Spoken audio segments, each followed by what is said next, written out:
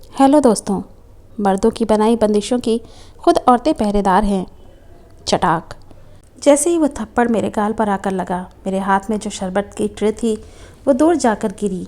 Tray में रखे सभी गिलास के टुकड़े टुकड़े हो चुके थे। हर तरफ फर्श पर टूटे हुए गिलास के टुकड़े बिखरे हुए थे और मैं भी फर्श पर एक तरफ गिरी पड़ी थी। कुछ होश नहीं था। कुछ पल के लिए मेरा दिमाग सुन्न हो चुका था। शायद थप्पड़ बहुत ज़ोर से पड़ा था या फिर मैं उस थप्पड़ के लिए तैयार नहीं थी।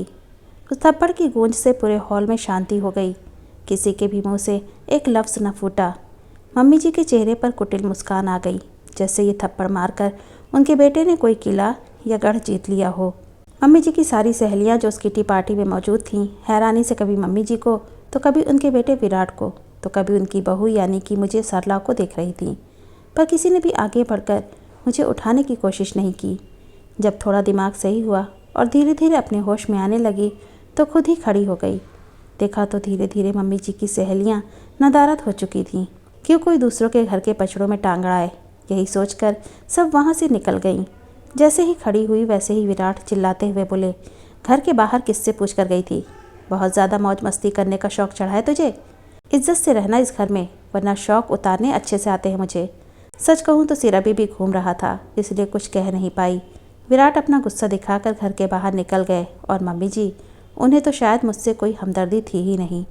वही तो थी जिनके कलेजे को सबसे ज़्यादा ठंडक पहुंची थी, क्योंकि वही थी जिन्होंने विराट को फ़ोन करके कहा कि मैं घर के बाहर गई हूँ। अचानक मम्मी जी मुझसे बोली, अब पति से बिना पूछे बाहर जाएगी तो बेचारा हाथ नहीं उठाएगा तो क्या करेगा? इतना तो बंदे को भी सोचना चाहिए। अब खड़ी खड़ी देख क्या रही है? फटाफट ये बिखरे हुए टुकड़ों को उठा और अपना काम कर। बोलकर मम्मी जी भी अपने कमरे में चली गई। मैं वहीं हॉल में खड़ी रह गई। आखिर गलती क्या थी मेरी? यही कि मैं मम्मी जी की किटी पार्टी के लिए बाहर से सामान खरीद कर ले आई, और बाहर भी कितना, घर के पास वाली दुकान से ही लेकर आई थी। बस फ़ोन करके विराट को नहीं बताया था, पर मम्मी जी को तो बोलकर ही गई थी ना। उसकी इतनी बड़ी सज़ा दी गई मुझे।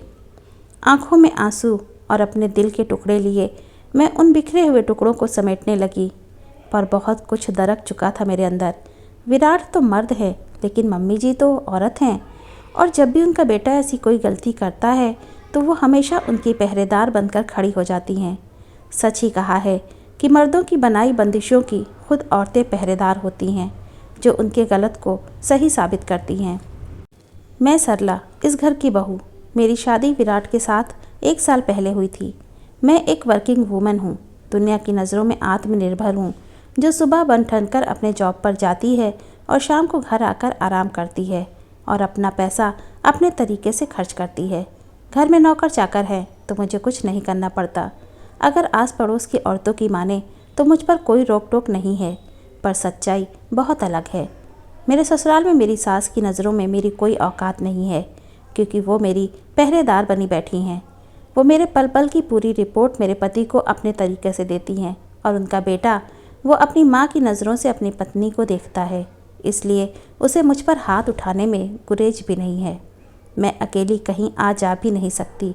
अगर मुझे थोड़ा सा भी ऑफिस से आने में लेट हो जाए तो मेरा पति वहीं पहुंच जाता है, और ऑफिस के बाहर जब मैं निकल कर आती हूं तो वहीं लोगों के सामने मेरी इज्जत का फालूदा कर चुका होता है। जब शुरू शुरू में मैंने इसके लिए ऑब्जेक्शन उठाया, तब भी विराट ने मुझ पर हाथ उठाया था, जिसके बाद मैं अपने मायके चली गई थी।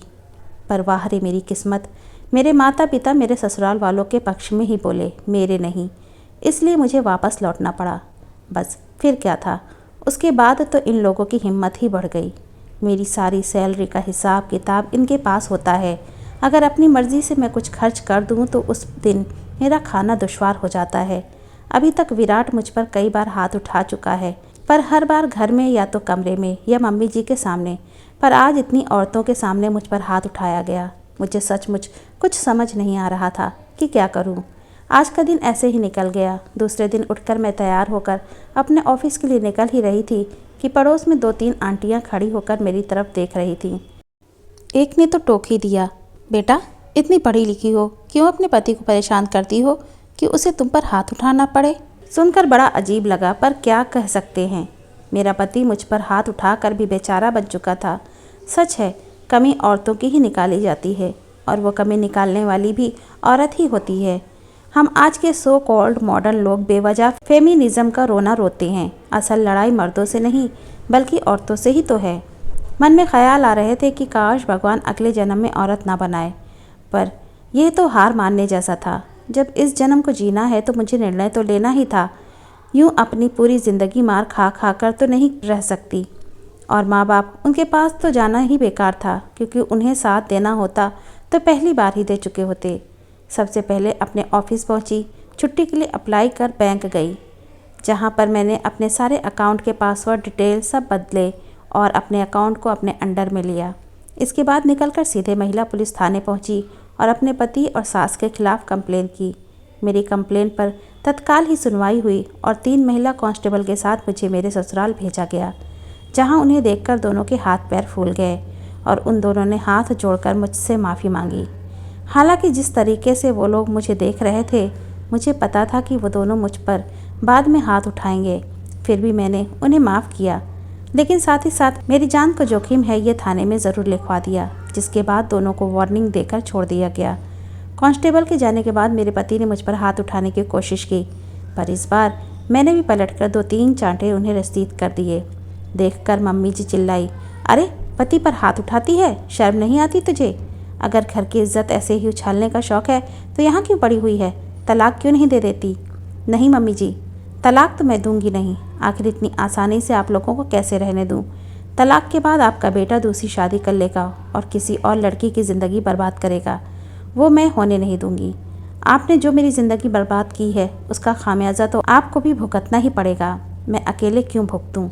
चाहती तो जेल भेज सकती थी, पर फिर भी नहीं भेजा, क्योंकि शायद उससे मुझे सुकून नहीं मिलता। बस आज के दिन जो कुछ भी मैंने किया उसके बाद मेरा आत्मविश्वास बढ़ चुका था। मैं उन्हीं लोगों के नाक के नीचे रहती हूँ, अपनी मर्ज़ी से अपनी ज़िंदगी जीती हूँ, पर वो लोग बड़बड़ाने के अलावा कुछ नहीं कर सकते। उन लोगों ने मेरे माता पिता को ही बुलाया था, पर मैंने हाथ जोड़कर उन्हें मना कर दिया कि आप लोगों को अब कुछ बोलने की ज़रूरत नहीं। आप लोग अपनी लोक लाज संभालो और मैं अपना घर। Thanks for watching.